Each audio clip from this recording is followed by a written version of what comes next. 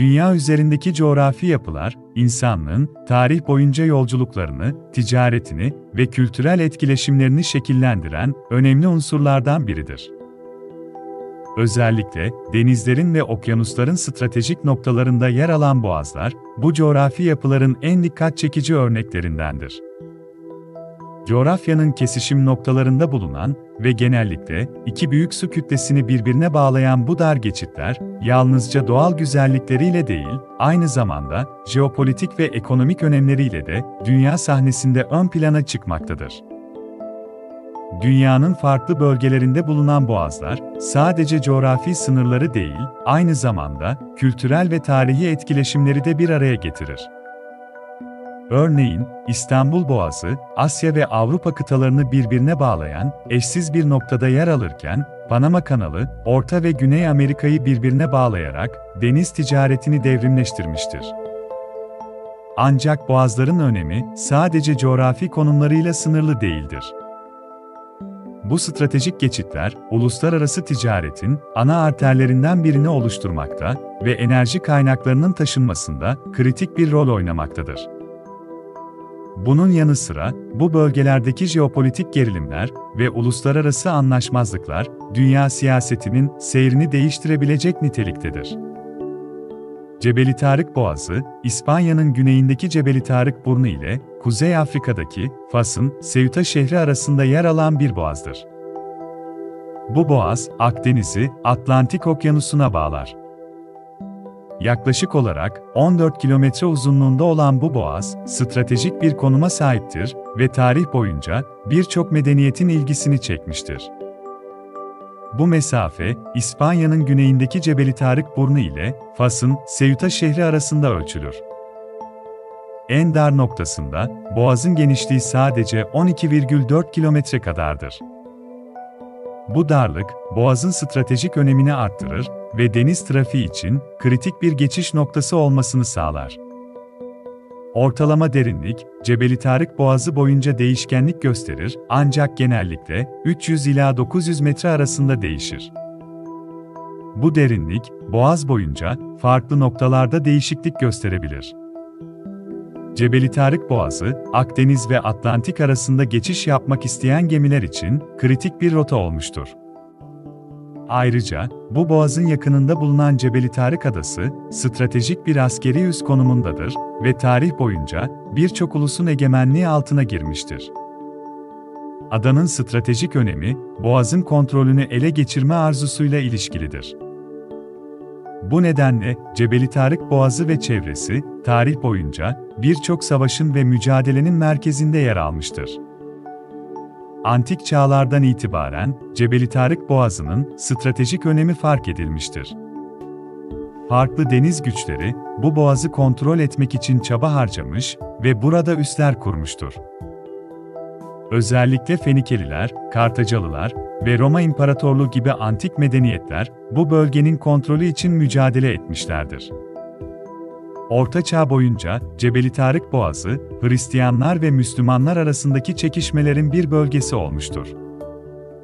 Endülüs Emevi Devleti'nin yıkılmasından sonra, İslam dünyası ve Hristiyan Avrupası arasındaki sınır, buradan geçmiştir. Bu dönemde, boğazın kontrolü, stratejik ve askeri bir avantaj olarak kabul edilmiştir. Özellikle 15. ve 16. yüzyıllarda, Cebeli Tarık Boğazı'nın kontrolü, Avrupalı deniz güçleri arasındaki rekabetin bir parçası olmuştur. Bu dönemde, İspanyol ve Portekiz gemileri, yeni dünyadan getirilen zenginlikleri Avrupa'ya taşımak için bu boğazı kullanmışlardır. Ardından, İngiltere, Hollanda ve diğer Avrupa devletleri de bu bölgeye ilgi göstermiş ve burada deniz üsleri kurmuşlardır. Modern dönemde, Cebeli Tarık Boğazı'nın stratejik önemi azalmamıştır. Özellikle 19. yüzyılda İngilizler ve Fransızlar arasındaki deniz savaşları bu bölgede yaşanmış ve kontrolü için çaba harcanmıştır. Günümüzde ise uluslararası deniz ticareti için önemli bir rota olarak hizmet vermektedir. İspanya'nın güneyindeki Algeciras Limanı, Avrupa'nın en yoğun limanlarından biri olarak bu boğazın trafiğini yönlendirmekte ve Akdeniz ile Atlantik arasındaki ticareti kolaylaştırmaktadır. Ek olarak, Cebeli Tarık Boğazı'nın çevresi, zengin deniz yaşamına ev sahipliği yapmaktadır. Boğazın suları, balıkçılık endüstrisi için önemli bir kaynak oluştururken, deniz kaplumbağaları, yunuslar, orkalar gibi birçok deniz canlısı da burada yaşamını sürdürmektedir. Diğer bir önemli bölge olan Magellan Boğazı, Güney Amerika kıtasının en güneyinde yer alır. Bu coğrafi geçit, Arjantin'in güneyindeki Patagonya bölgesi ile Şili'nin başlıca adalarından biri olan Tierra del Fuego veya diğer bir ismiyle Ateş Toprakları arasında uzanır. Boğaz, Büyük Okyanusu, Atlantik Okyanusu'na bağlar ve dünya haritasında stratejik bir geçiş noktası olarak kabul edilir. Boğazın coğrafyası oldukça çeşitlidir. Çevresinde yüksek dağlar ve sarp kayalıklar bulunur. Özellikle Tierra del Fuego adası, dağlık ve engebeli bir yapıya sahiptir. Bu dağlar, boğazın manzarasını belirlerken, denizcilere zorlu bir seyir deneyimi sunar. Ayrıca, Magellan Boğazı'nın çevresi buzullarla kaplıdır. Antarktika'dan gelen soğuk akıntılar, bu bölgede geniş buzulların oluşmasına neden olur. Bu buzullar, boğazın çevresindeki su sıcaklığını düşürür ve bölgenin iklimini etkiler. Boğazın coğrafyasında dikkate değer bir diğer özellik, dar geçitler ve geniş koylardır. Bu dar geçitler, deniz seferlerini daraltırken, koylar gemilere sığınak sağlar. Bu doğal limanlar, denizciler için güvenli bir barınma alanı sunar. Bitki örtüsü açısından, boğazın çevresinde ormanlar ve çalılıklar bulunur.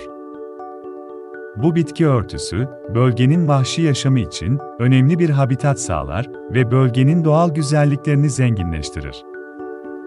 Magellan Boğazı'nın derinliği, değişkenlik gösterir. Ortalama derinlik, genellikle 30 ila 150 metre arasında değişir. Ancak, bazı noktalarda derinlik daha fazla olabilir. Boğaz, yaklaşık olarak 600 kilometre uzunluğundadır.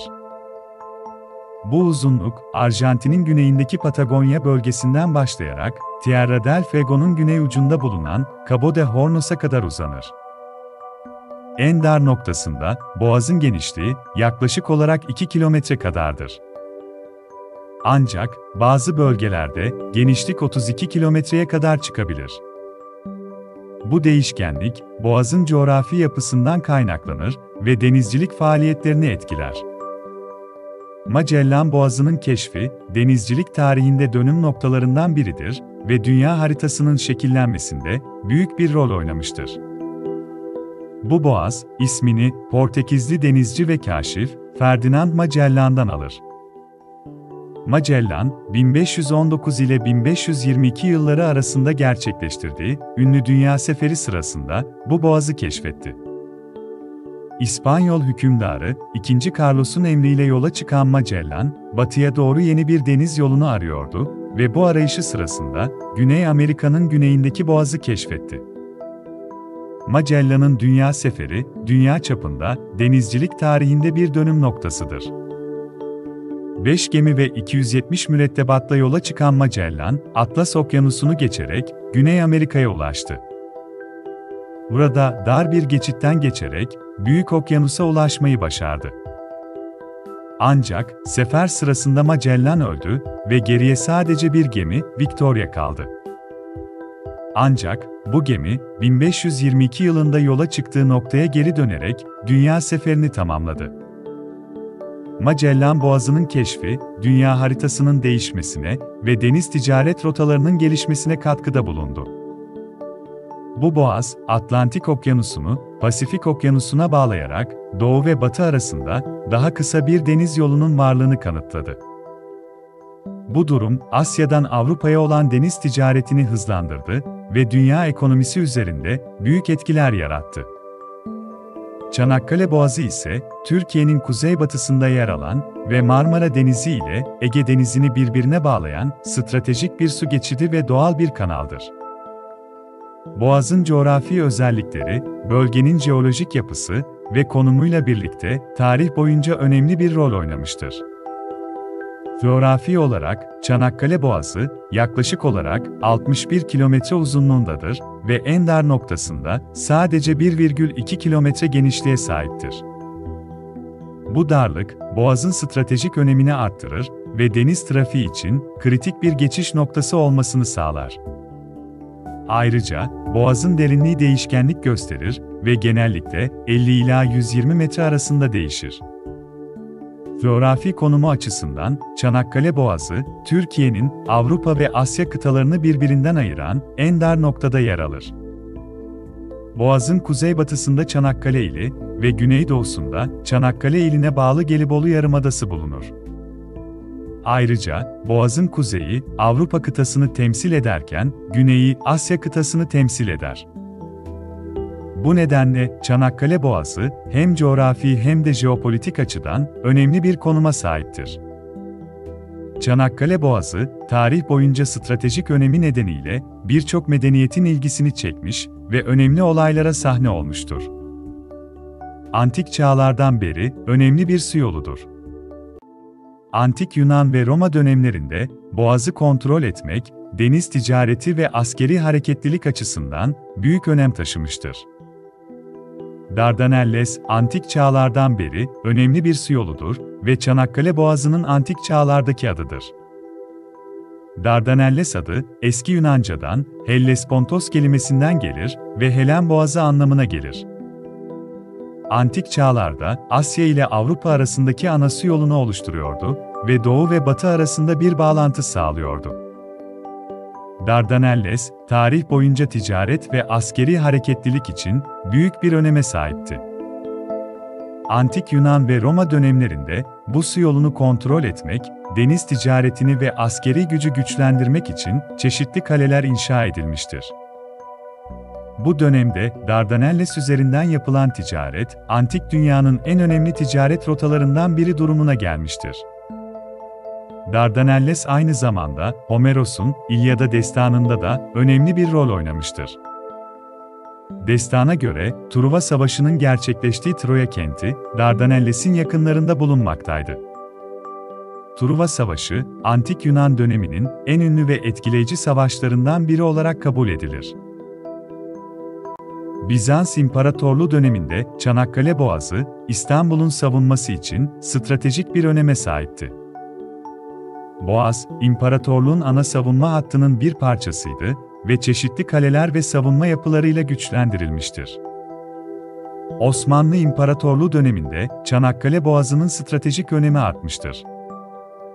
Osmanlılar, Boğaz'ı kontrol altında tutarak Karadeniz'den gelen saldırıları engellemek ve İstanbul'u korumak amacıyla çeşitli kaleler inşa etmiştir. Çanakkale Boğazı, 1. Dünya Savaşı sırasında dünya tarihinde önemli bir olay olan Çanakkale Savaşları'na sahne olmuştur. Cumhuriyet döneminde Türkiye, Çanakkale Boğazı'nın stratejik önemini korumuş ve bölgeyi modernize etmiştir.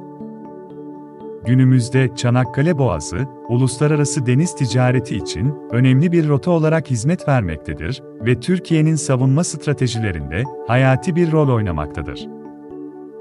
Bering Boğazı ise, Kuzey Amerika ile Asya kıtasını ayıran bir su geçidi olarak coğrafi açıdan büyük öneme sahiptir. Alaska'nın batısında ve Sibirya'nın doğusunda yer alır. Uzunluğu yaklaşık olarak 82 kilometre olup, en dar noktasında genişliği yaklaşık 85 kilometreye kadar düşer. Bu darlık, Kuzey Buz Denizi'ni Büyük Okyanus'a bağlar ve Kuzeydoğu ve Kuzeybatı Pasifik arasındaki geçiş yolunu oluşturur. Bering Boğazı'nın derinliği, farklı bölgelerde değişkenlik gösterir. Genel olarak, Boğaz'ın derinliği 50 ila 100 metre arasında değişir. Ancak, bazı noktalarda derinlik daha fazla olabilirken, diğer noktalarda daha sığ alanlar bulunabilir. Bu derinlik değişkenliği, Boğaz'ın jeolojik yapısı, yeraltı volkanik aktiviteleri ve deniz tabanındaki topografik özelliklerden kaynaklanır. Bering Boğazı'nın coğrafi özellikleri, etrafındaki yarımada ve kıyı şeritleriyle belirlenir.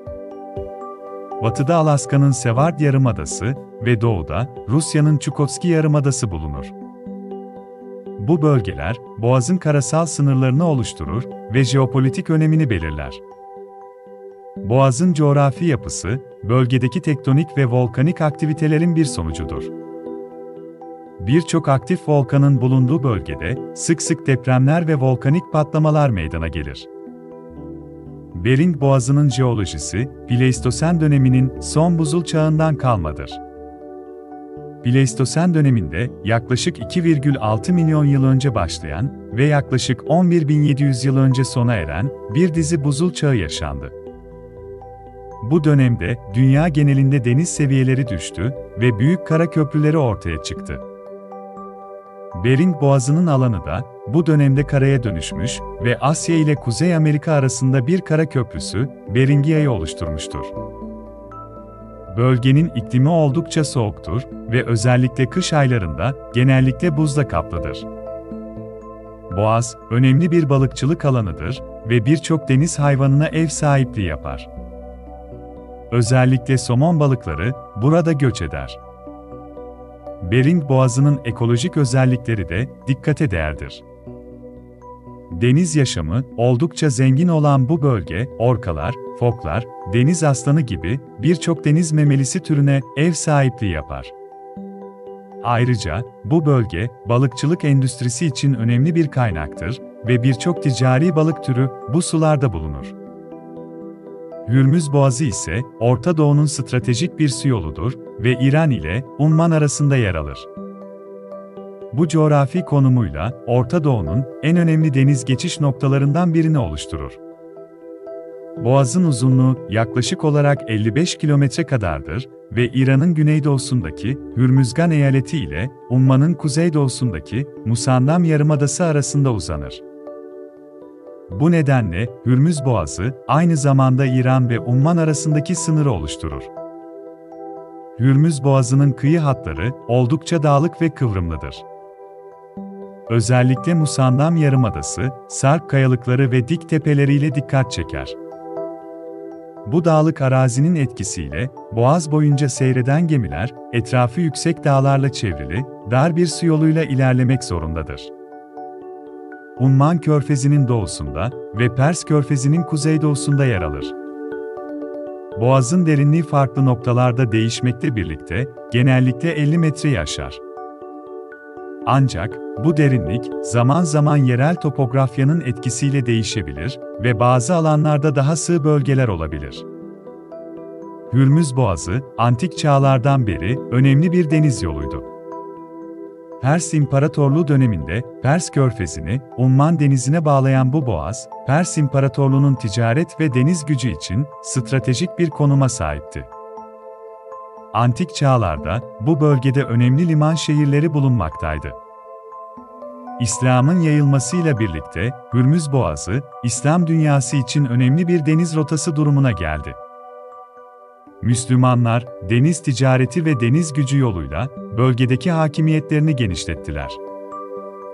İslam döneminde bu bölge, önemli limanlar ve ticaret merkezleriyle dolup taşmıştır. Orta Çağ boyunca Pers İmparatorluğu'nun ve daha sonra Safevi İmparatorluğu'nun kontrolü altında kaldı. Ancak Osmanlı İmparatorluğu'nun genişlemesi ve Avrupalı deniz güçlerinin etkisiyle bölgedeki deniz ticareti ve stratejik önemi arttı. 20. yüzyılın başlarından itibaren Hürmüz Boğazı'nın stratejik önemi daha da arttı.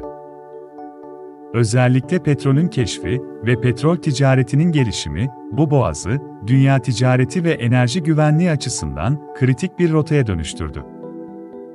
Bu dönemde, uluslararası ilişkilerde, bölgedeki stratejik güç dengeleri, Hürmüz Boğazı'nın kontrolü üzerinde önemli etkilere sahipti. Bu bölgedeki iklim, yüksek nem oranlarına sahiptir. Muson rüzgarları ve deniz etkisi, nemin yüksek olmasına katkıda bulunur. Yüksek nem, boğazın çevresindeki adaların ve kıyı şeridinin bitki örtüsünün gelişimini destekler. Hürmüz Boğazı çevresindeki bölgede genellikle yüksek sıcaklıklar görülür. Yaz aylarında sıcaklık sıkça 40 santigrat ve üzerine çıkabilir. Kış aylarında ise daha ılıman sıcaklıklar hakimdir. Hürmüz Boğazı'nın konumu, bölgedeki ticaret yolları ve enerji sevkiyatları için hayati bir öneme sahiptir. Boğaz, dünya petrolünün önemli bir kısmının taşındığı ana rotalardan biridir ve bu nedenle uluslararası ticaretin ve enerji güvenliğinin sağlanması açısından stratejik bir öneme sahiptir. Özellikle Suudi Arabistan, Birleşik Arap Emirlikleri, Kuveyt ve Irak gibi OPEC üyesi ülkelerden gelen petrol, Hürmüz Boğazı'nı geçerek dünya pazarlarına ulaşır. Bir diğer önemli nokta olan İstanbul Boğazı, Türkiye'nin Marmara bölgesinde bulunan ve Avrupa ile Asya kıtalarını birbirinden ayıran eşsiz bir su yoludur. Bu boğaz, kuzeyde Karadeniz'i ve güneyde Marmara Denizi'ni birbirine bağlar ve İstanbul şehrini iki kıtaya ayırır. Doğal bir geçiş yolu olan bu coğrafi oluşum, yüzyıllardır insanların dikkatini çekmiş ve tarih boyunca ticaret, ulaşım ve stratejik önem açısından büyük bir rol oynamıştır. Boğazın uzunluğu yaklaşık olarak 30 kilometre kadardır ve en dar noktasında genişliği yaklaşık olarak 700 metre kadar düşer. Rumeli Hisarı ve Anadolu Hisarı arasında bu dar noktada boğazı geçmek, tarih boyunca stratejik bir avantaj sağlamış ve İstanbul'un kontrolü için çekişmelere sahne olmuştur. Boğazın en derin noktası, Marmara Denizi'ne yakın olan ve batı kıyısında bulunan bir kanal olan Yeniköyburnu civarındadır. Bu bölgede boğazın derinliği genellikle 50 metreyi aşar. Ancak bu derinlik bazı noktalarda daha da artabilir. Boğazın en dar noktası olan ve Rumeli Hisarı ile Anadolu Hisarı arasında bulunan bölgede derinlik ortalama 40 metreyi aşar. Bu dar bölgede boğazın yüzey alanı daraldığı için derinlik artabilir. İstanbul Boğazı çevresi, Antik Yunan döneminde önemli bir bölgeydi. Yunan kolonistler, Karadeniz ve Ege Denizi'ni birbirine bağlayan stratejik bir nokta olan Boğaz çevresine yerleştiler. Boğaz'ın güney kıyıları boyunca yer alan Kadıköy, antik çağda önemli bir Yunan kolonisiydi.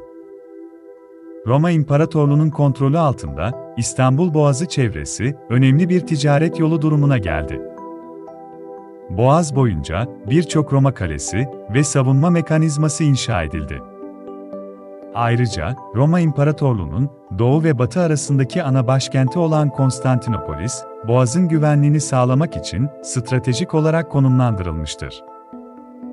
Roma İmparatorluğu'nun doğu kolu olan Bizans İmparatorluğu'nun başkenti olan Konstantinopolis, İstanbul Boğazı'nın güney kıyılarında yer alıyordu. Bu dönemde Boğaz'ın güvenliği ve ticaret rotalarının kontrolü büyük önem taşıyordu.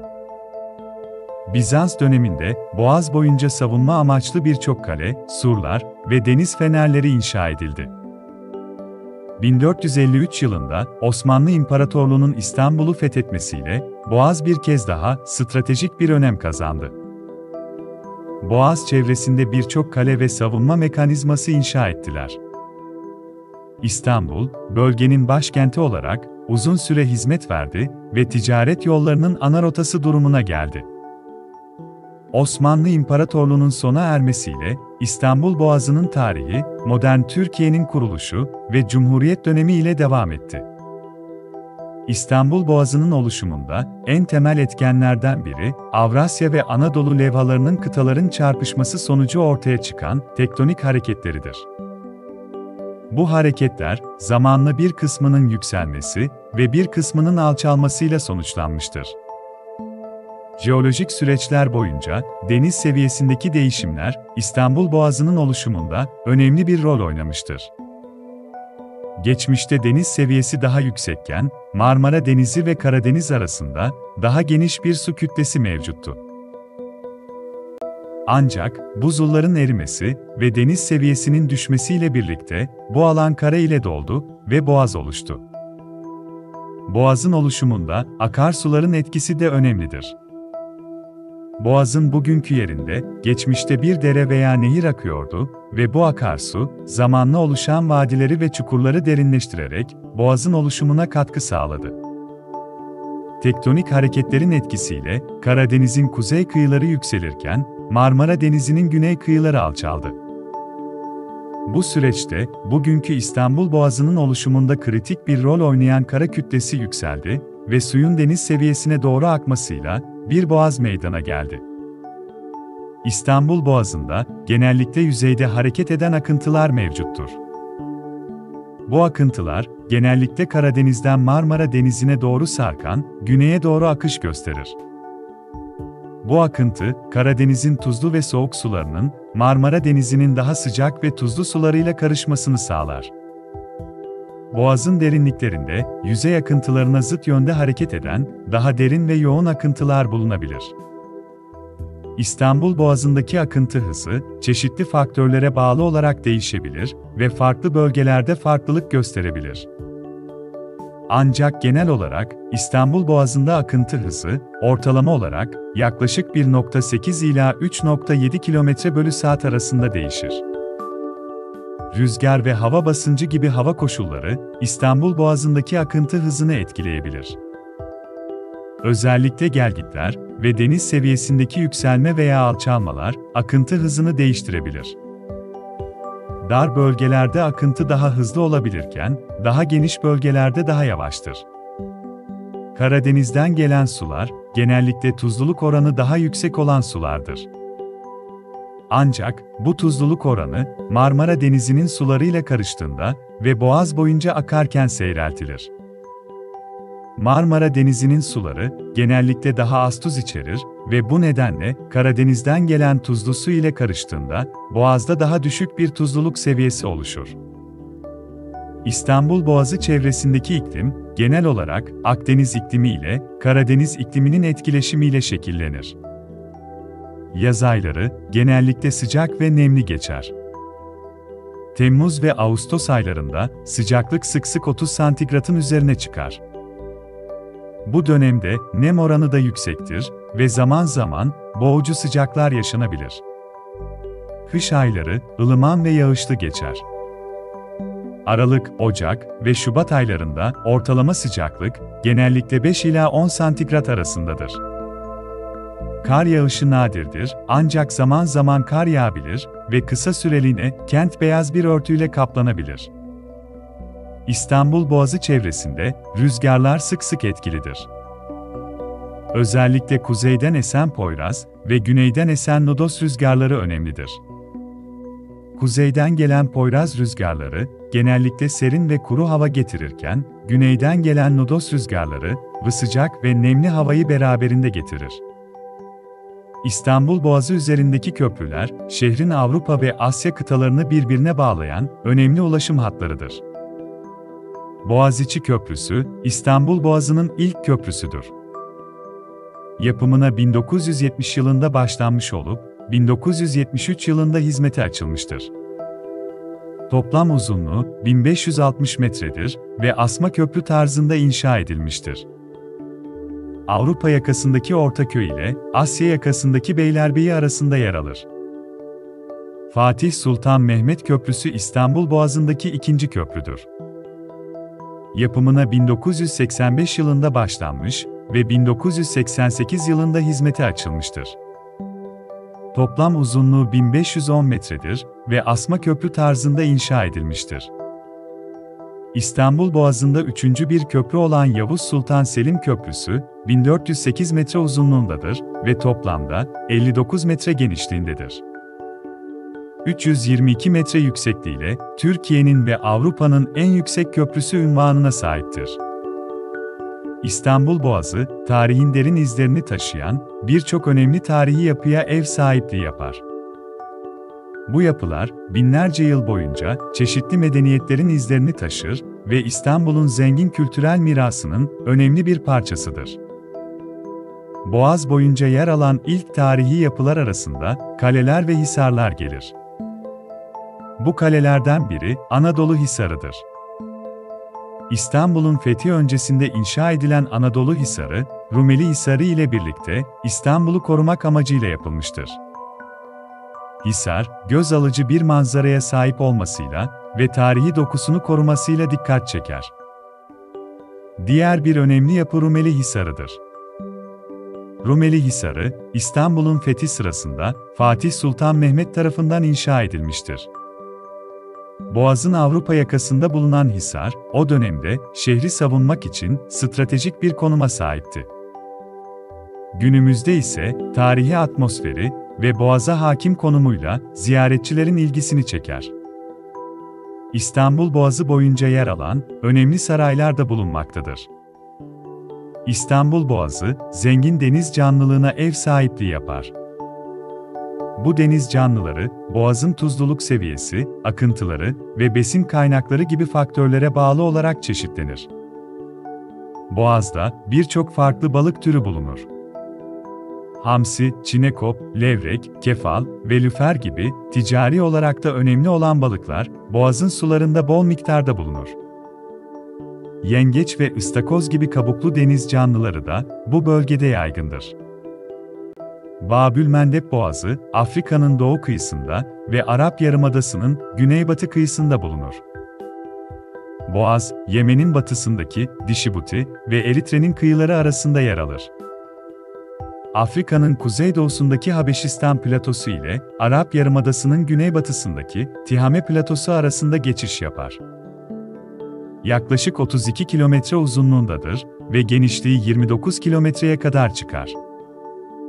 Boğazın derinlikleri değişkenlik gösterir ancak genellikle 100 metreden fazla derinliklere sahiptir. Afrika ve Arap Yarımadası'nın kıta sahanlıklarının birleştiği bir noktada bulunur. Jeolojik olarak Afrika plakası ile Arap Yarımadası'nı oluşturan Arap plakasının karşı karşıya geldiği bir bölgedir. Bu nedenle tektonik aktivite nedeniyle değişkenlik gösterebilir. Boğaz, Kızıldeniz'den Hint Okyanusu'na geçişin ana rotasıdır. Bu nedenle uluslararası deniz ticareti açısından büyük bir stratejik öneme sahiptir. Ayrıca dünya petrol ticaretinin önemli bir kısmı da bu boğaz üzerinden gerçekleşir. Boğazın etrafındaki denizler zengin bir deniz biyolojisi ve ekosistemine sahiptir. Bölgede mercan resifleri, deniz memelileri ve çeşitli balık türleri bulunur. Babülmendeb Boğazı, jeopolitik, ekonomik ve çevresel açıdan büyük bir öneme sahip olan bir coğrafi bölgedir. Bu nedenle bölgedeki istikrar ve güvenlik, uluslararası toplumun yakından takip ettiği konular arasındadır. Malakka Boğazı ise, Güneydoğu Asya'da, Malezya ve Endonezya'nın kuzeyinde yer alan bir su yoludur. Coğrafi olarak, Malakka Boğazı, Malay Yarımadası ile Sumatra Adası'nı ayırır ve Hint Okyanusu'nu Güney Çin Denizi'ne bağlar. Bu stratejik su yolunun coğrafi konumu, bölgenin ticaret yolları ve deniz ulaşımı açısından büyük öneme sahiptir. Malakka Boğazı'nın konumu, dünya deniz ticaretinin önemli bir rotası olmasını sağlar. Bu boğaz, Asya-Pasifik bölgesindeki ticaretin %40'ından fazlasının geçtiği bir geçiş yolu olarak kabul edilir. Japonya, Çin, Güney Kore ve Tayvan gibi ülkelerden gelen ihracat ürünleri ve Orta Doğu'dan gelen petrol gibi hammaddeler, Malakka Boğazı üzerinden taşınarak dünya pazarlarına ulaşır. Bu boğaz, Hint Okyanusu'nu Güney Çin Denizi'ne bağladığı için, bölgedeki deniz yollarının kontrolü ve güvenliği açısından kritik bir rol oynar. Ayrıca, Malakka Boğazı, Hint Okyanusu ve Pasifik Okyanusu arasındaki stratejik deniz rotalarının da bir parçasıdır. Malakka Boğazı'nın uzunluğu yaklaşık olarak 800 kilometredir. Bu uzunluk, Malay Yarımadası'nın batı kıyısından Sumatra Adası'nın doğu kıyısına kadar olan mesafeyi kapsar. Boğazın genişliği, farklı bölgelerde değişiklik gösterebilir.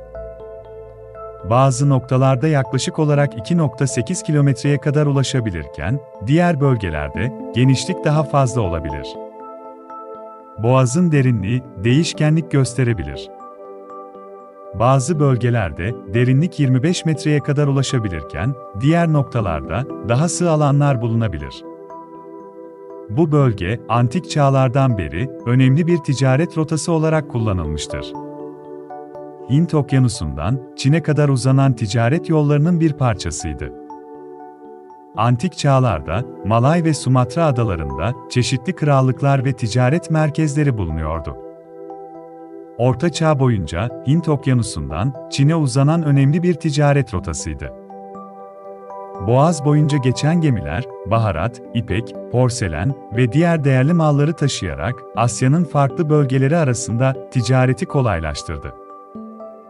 5. yüzyılda Malakka Sultanlığı, bölgedeki ticaretin kontrolünü ele geçirdi. Boğaz'ın stratejik konumu, şehri Güneydoğu Asya'nın en önemli ticaret merkezlerinden biri durumuna getirdi. Ancak 1511'de Portekizlilerin Malakka'yı ele geçirmesiyle bölgedeki egemenlik değişti. 16. yüzyıldan itibaren Avrupalı kolonyal güçlerin ilgisini çekti. Portekizlilerin ardından Hollandalılar ve Britanyalılar bölgeyi kontrol etmeye başladılar. Bu dönemde Boğaz ticaret rotası olarak daha da önem kazandı ve stratejik bir askeri üs durumuna geldi. 20. yüzyılda uluslararası deniz ticaretinin ana arterlerinden biri durumuna geldi. Boğaz'ın güvenliği ve serbest geçişi, uluslararası deniz güvenliği kuruluşlarının ve bölgedeki ülkelerin işbirliğiyle sağlanmaktadır. Bölgeden geçen gemiler, Çin, Japonya, Güney Kore ve Tayvan gibi Asya'nın önde gelen ülkelerinden gelen ihracat ürünlerini ve Orta Doğu'dan gelen petrol gibi hammaddeleri taşır. Bu da dünya ekonomisi için önemli bir lojistik zinciri oluşturur. Dünya petrol taşımacılığı için stratejik bir geçiş noktasıdır. Orta Doğu'dan çıkan petrol tankerleri, Malakka Boğazı'nı kullanarak Asya'nın ve dünyanın diğer bölgelerine taşınır. Bu nedenle, Boğaz'daki güvenlik ve serbest geçiş, küresel enerji piyasaları üzerinde önemli bir etkiye sahiptir. Danimarka Boğazı ise, Kuzey Atlantik Okyanusu'nda, Grönland ile İzlanda arasında yer alan ve Grönland Denizi'ni, Atlantik Okyanusu'nun bir parçası olan Irminger Denizi'ne bağlayan stratejik bir su geçişi noktasıdır. Bu boğaz, Kuzey Kutbu'nun yakınında, Kuzey Atlantik'teki önemli deniz rotalarının bir parçası olarak yer alır. Coğrafi olarak, Grönland'ın batı kıyıları ile İzlanda'nın güneydoğu kıyıları arasındaki dar su geçidi olarak tanımlanabilir. Danimarka Boğazı'nın konumu, bölgenin deniz taşımacılığı ve ticaret rotaları üzerinde büyük bir etkiye sahiptir. Bu stratejik su yolunun, Grönland ve İzlanda gibi kuzeydeki adaları Atlantik Okyanusu'na bağlaması, bölgedeki deniz ticaretinin ve gemi trafiğinin önemli bir merkezi durumuna gelmesini sağlar. Ayrıca, bu boğaz, Avrupa ile Kuzey Amerika arasındaki deniz ulaşımını kolaylaştırır ve Kuzey Atlantik rotasının bir parçasını oluşturur. Danimarka Boğazı'nın stratejik konumu, aynı zamanda jeopolitik açıdan da önemlidir. Boğaz'ın kontrolü, bölgedeki deniz trafiği ve güvenliği üzerinde etkili olabilir ve uluslararası ilişkilerde önemli bir rol oynayabilir. Bu nedenle, bölgedeki ülkeler arasında, Boğaz'ın statüsü ve kullanımı ile ilgili çeşitli anlaşmalar ve düzenlemeler yapılmıştır. Boğaz'ın uzunluğu yaklaşık 480 kilometredir. Derinliği ise yaklaşık 190 metredir. Orta Çağ boyunca, Kuzey Avrupa'daki ticaretin ve denizcilik faaliyetlerinin önemli bir merkezi durumuna geldi. Bu dönemde, Boğaz boyunca birçok liman şehri ve ticaret merkezi kuruldu. Boğaz'ın stratejik konumu, bölgedeki güç dengelerini etkiledi ve çeşitli krallıklar arasında rekabetin yaşandığı bir alan durumuna geldi. Avrupa'nın kuzeyindeki ticaret rotalarının önemli bir parçasıydı. Bu dönemde, Boğaz boyunca birçok kale, liman ve deniz feneri inşa edildi. Dover Boğazı ise, İngiltere ile Fransa'yı ayıran ve İngiliz Kanalı'nın en dar noktasında bulunan önemli bir su geçişi noktasıdır. Coğrafi olarak, bu boğaz, Kuzey Denizi ile Atlantik Okyanusu'nun birleştiği noktada yer alır ve İngiltere'nin güneydoğusundaki Dover ile Fransa'nın kuzeydoğusundaki Calais arasında uzanır. Boğaz'ın doğu kıyısı, İngiltere'nin Kent bölgesindeki Dover limanıdır. Batı kıyısı ise, Fransa'nın Hauts-de-France bölgesindeki Calais limanıdır. Bu iki kıyı arasındaki mesafe, en dar noktada yaklaşık 34 kilometredir. Dover Boğazı'nın bu stratejik konumu, tarih boyunca askeri, ticari ve kültürel etkileşimler için önemli bir geçiş noktası olmuştur. Dover Boğazı, İngiltere ile kıta Avrupası arasındaki en kısa deniz geçişidir ve Kuzey Denizi ile Atlantik Okyanusu arasındaki ana bağlantıyı sağlar. Bu boğaz, Avrupa'nın batı ve kuzey bölgeleri ile Birleşik Krallık arasındaki ana deniz ulaşım rotasıdır. Ortalama derinlik, 45 ila 50 metre civarında olmakla birlikte, belirli bölgelerde bu derinlik değişir. Özellikle boğazın orta kesimlerinde derinlik daha fazladır. Bu boğazın oluşumu, milyonlarca yıl süren jeolojik ve coğrafi süreçlerin sonucudur. İngiltere ile Fransa arasındaki bu su geçişi, Kuzey Denizi'nin ve Atlantik Okyanusu'nun etkileşimiyle şekillenmiştir. Milyonlarca yıl önce, bugünkü İngiltere ve Fransa toprakları, birleşik bir kara kütlesi olan Avrupa'nın bir parçasıydı. Ancak, jeolojik hareketler ve deniz seviyesindeki değişimler, bu kara kütlesini ayrıştırmış ve bugünkü coğrafyayı oluşturmuştur. Buzul çağları sırasında, buzullar tarafından aşındırılan ve şekillendirilen topraklar, deniz seviyesindeki yükselme ve alçalmalarla birlikte erozyona uğramıştır. Dover Boğazı'nın bugünkü şekli ve konumu, son buzul çağlarının ardından, deniz seviyesinin yükselmesi ve kara parçalarının ayrılmasıyla sonuçlanan jeolojik süreçlerin bir sonucudur. Deniz seviyesinin yükselmesiyle, Manş Denizi'nin oluşumu ve İngiltere ile kıta Avrupası arasındaki bağlantının kesilmesi gerçekleşmiştir. Bu süreçte, özellikle yumuşak kalker ve kireçtaşı gibi, kolayca aşındırılabilen kayaların bulunduğu bölgelerde, erozyon etkisiyle Dover Boğazı'nın oluşumu hızlanmıştır. Yaz aylarında, genellikle ılıman ve serin bir hava hakimdir. Sıcaklık genellikle ortalama olarak 18 ila 22 santigrat arasında seyreder. Deniz esintileri ve bulutluluk seviyeleri sıcaklığı dengeleyerek daha serin bir ortam oluşturur. Kışın ise sıcaklık genellikle ılıman düzeylerde seyreder. Ortalama sıcaklık genellikle 2 ila 8 derece arasında değişir. Denizden gelen nem, kışın daha yumuşak bir hava oluşturur ve bölgede nadiren aşırı soğuklar yaşanır. Dover Boğazı, Avrupa'nın batısı ile Kuzey Denizi ve Atlantik Okyanusu arasındaki ana deniz ulaşım rotasını oluşturur. Bu nedenle boğaz, ticaret gemileri, yolcu gemileri ve denizcilik endüstrisi için kritik bir geçiş noktasıdır. Boğazın kontrolü, bölgedeki deniz ticareti ve lojistik faaliyetler üzerinde büyük bir etkiye sahiptir. Enerji ticareti ve güvenliği açısından da stratejik bir rol oynar. Boğaz, Avrupa'nın doğal gaz ve petrol boru hatlarına erişim sağlar ve enerji nakliyesi için kritik bir geçiş noktasıdır. Yepyeni bilimsel içerikler için abone olmayı unutmayınız.